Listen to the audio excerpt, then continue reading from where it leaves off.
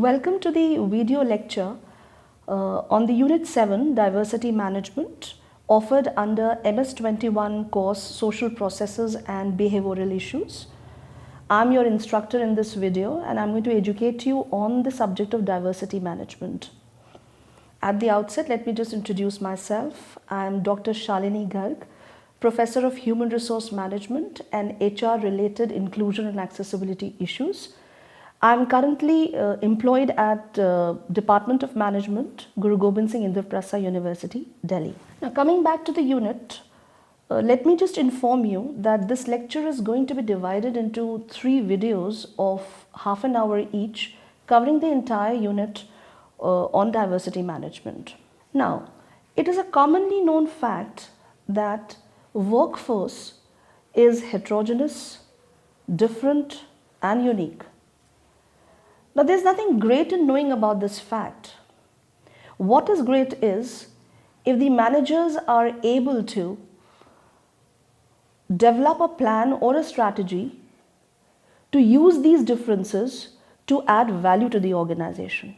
And hence comes the role of diversity management. From here we begin our journey to the field of diversity management.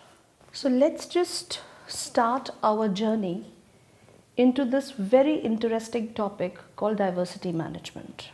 Now it is known that with effective diversity management, an organization can make the best out of possible pool of employees' skills, abilities and ideas.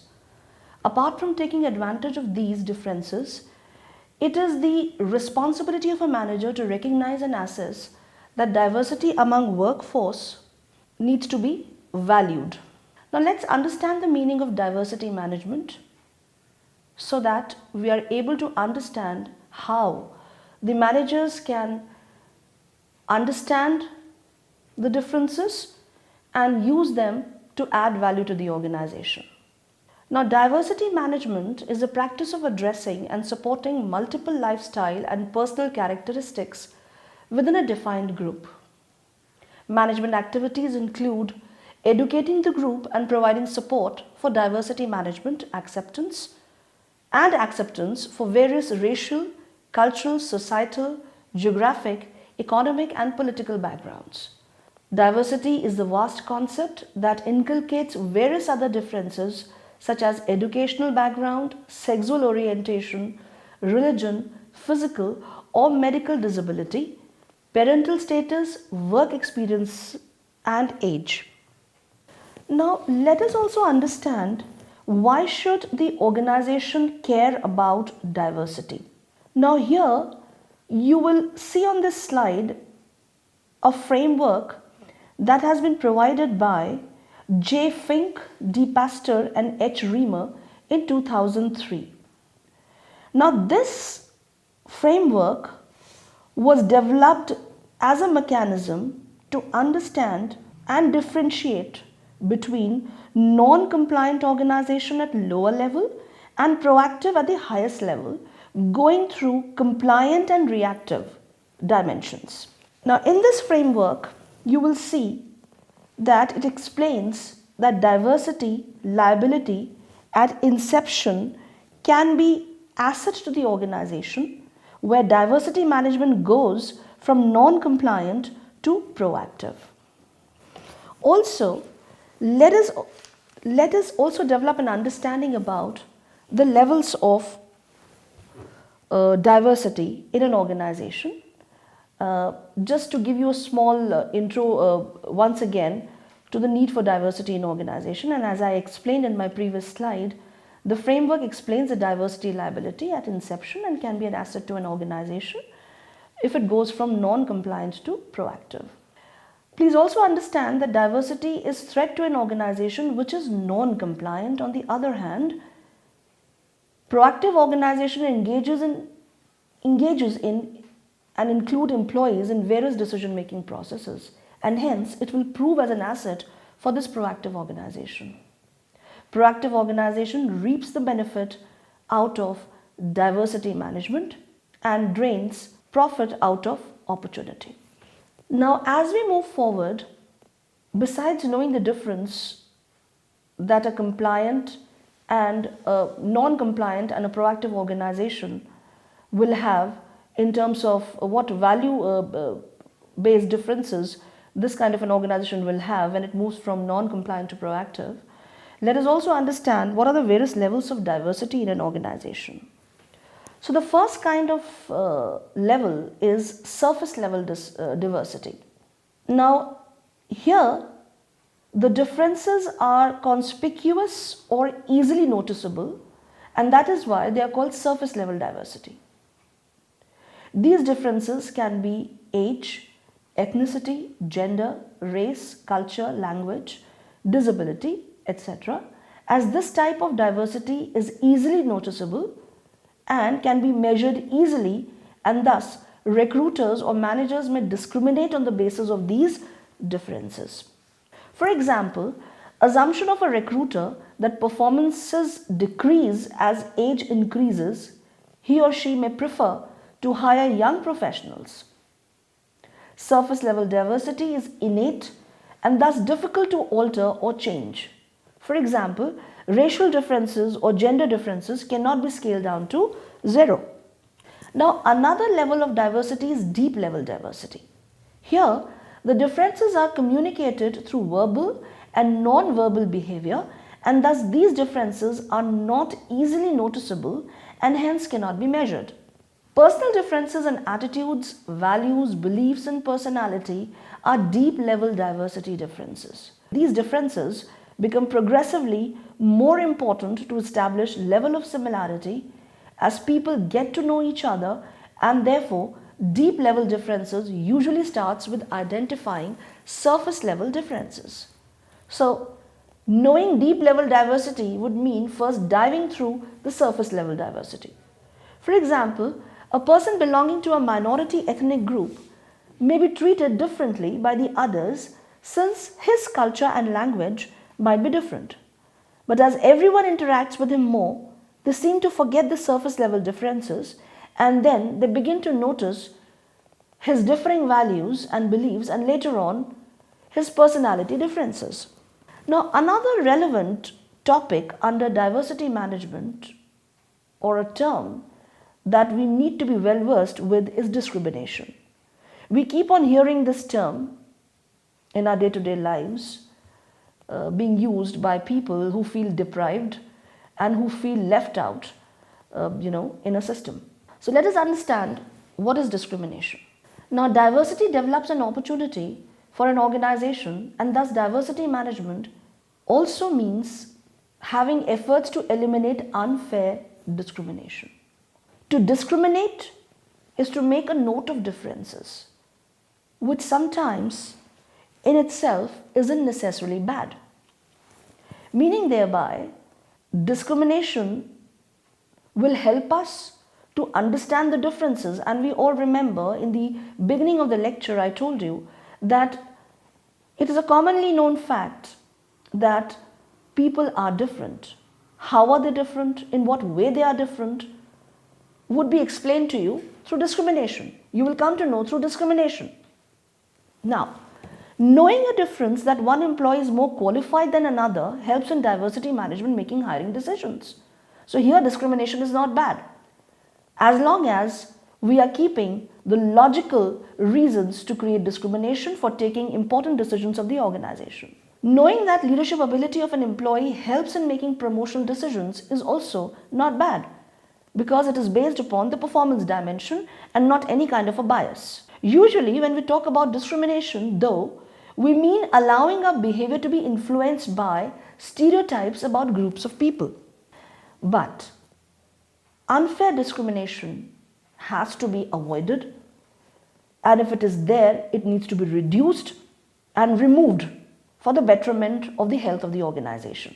Unfair discrimination assumes everyone in a group same rather looking at individual characteristics. That means the manager uses the same scale to measure the personalities of the individuals in the group. That is unfair. Every individual can't be measured through the same scale. We may differ in terms of our learning abilities, we may differ in terms of our capacities, we may differ in terms of our IQ, We may differ in terms of our emotional quotients and so many other factors. Discrimination can sometimes be hazardous to an organization and employees. Now, the table that you are going to see on the next slide provides definition and examples of some forms of discrimination in the organizations. I'll take you to some of them, to have some idea. Say, for example, if you look at this table, there are 3 columns you'll find. One is of diversity attributes, another one is of diversity, and the third one is showing you illustrative special concerns of this group. Now, let me first discuss that the source of this table is Nandan Savnal, Workplace Diversity Managing a Competitive Advantage, Indian Management, published in November 2012 in the volume 51, issue 11, page 22. Now, look at the first diversity attribute that talks about gender. What kind of a diversity or a difference can we see? It is called gender diversity, gender-based differences. So, what are the special concerns if you have a group having gender diversity? Say, for example, if you have new mothers, so what is the organization or the management going to do about it? They will have to take into consideration remote working and networking opportunities, using flexi timing, allowing the mothers to work from home. And it is all the more relevant in today's times of COVID-19 pandemic that we are going through. Look at the age diversity attribute. And there's a diversity fact also written in the next column, which says that over 500 million Indians are less than 25 years of age. So we are talking about youth, right? So when we say youth, what is a concern for us? Mentoring and fair HR practices. And with the older employees, reskilling on new technologies. Now here we are looking at youth and older generation separately. But remember, they both are going to work in similar teams. So team building issues and resolving conflict related issues will also be important. Come to the geography and religion aspect, and you find a diversity fact written over here that India is geographically and culturally diverse, and you'll find them different in various patterns. So what is needed as a special concern? Respect and understanding of other cultures.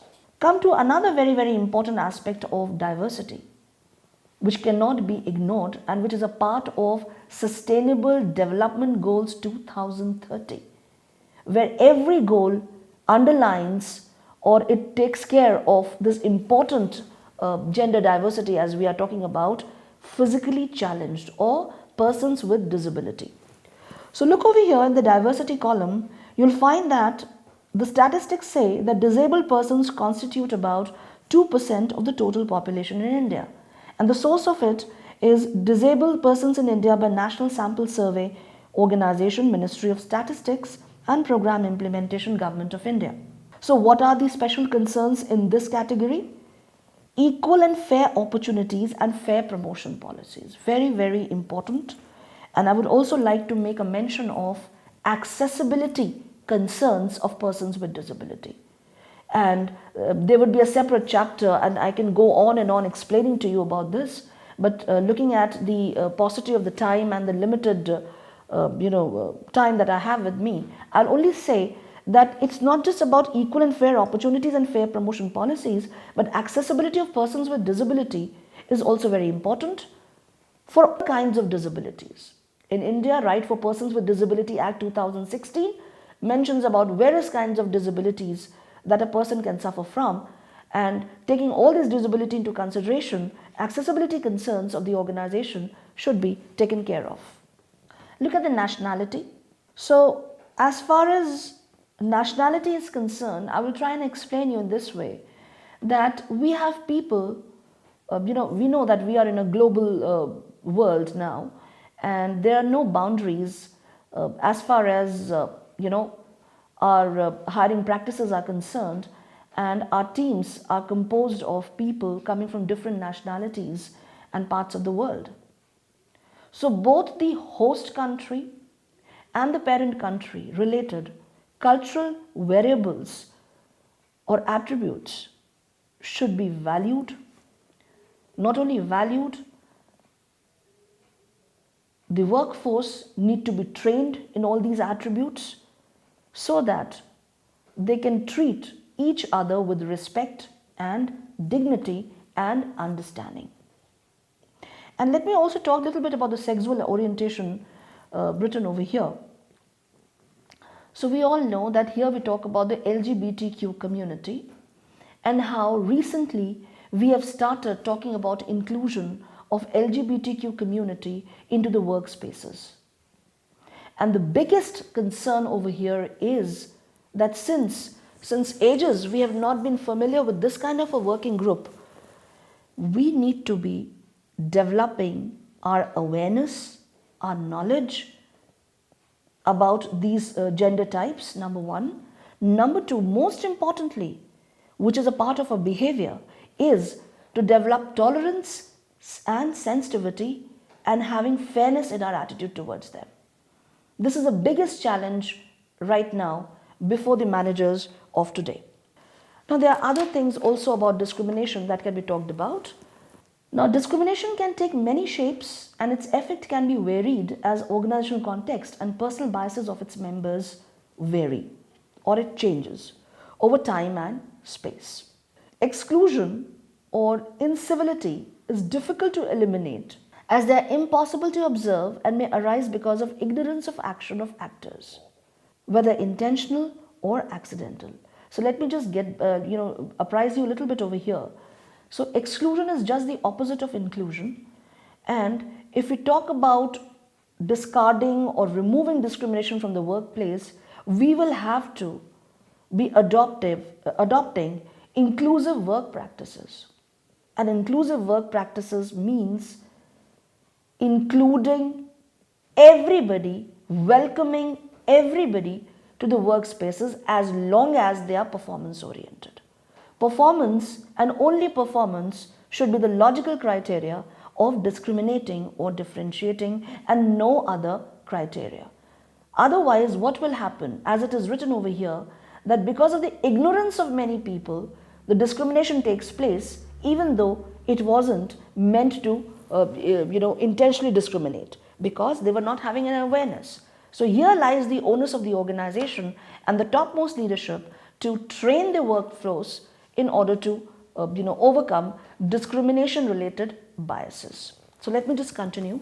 Whether intentional or accidental, discrimination can be seriously negative for employers, causing reduced productivity and citizenship behavior, increased turnover and negative conflicts. Very important. These are the important parameters or indicators to measure the inclusivity index of an organization.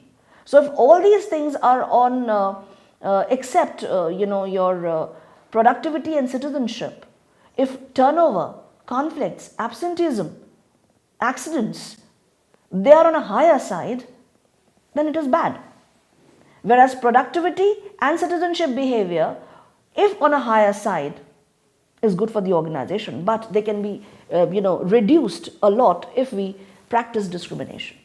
Unfair discrimination can eliminate qualified job candidate from initial hiring and promotions. Very right, because if we are not going to come out of this biased or stereotypical mentality, then we are bound to lose some very, very good productive employees that could have been really good for the organization. So in the end, I would just like to mention about a few suggested readings. You will just find a mention of my book written in the end, Garg S. HR Initiatives in Building Inclusive and Accessible Workplaces. It has been recently published by Emerald Publishing UK and the ISBN number is given. We have the Kindle edition of it as well as the hard copy version available on this. And all these issues that I've discussed in this particular, in the presentation have been amply covered with the training manual. But there are other very good authored books that you can find. Robbins and Tripathi is one of them.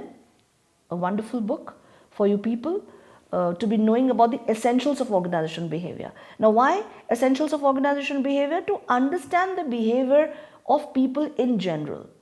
So here we are taking from the beginning, we are assuming from the beginning that people are people and they are bound to be having differences. So how to learn to behave and understand the interpersonal aspects of behavior. Now, these are some of the references that have been included in this particular unit for you people to to go through and refer to. I think I don't need to read them out. They can be easily looked for on the various library portals and in the library journals. If you go and read them, you'll develop an understanding about them. One of the most prominent ones that I would like to talk about over here is Kunz, Florin et al. Age Diversity, Age Discrimination, Climate and Performance Consequences Across Organizational Study. But I would also like to make a mention that these units were written some time back. So it is really, really important for you to keep a tab upon researches going on at present and also the papers which are published in last 5 years from today. Please, that would be really, really beneficial for you in order to keep a tab upon what is happening in the diversity scenario in the present world. Thank you.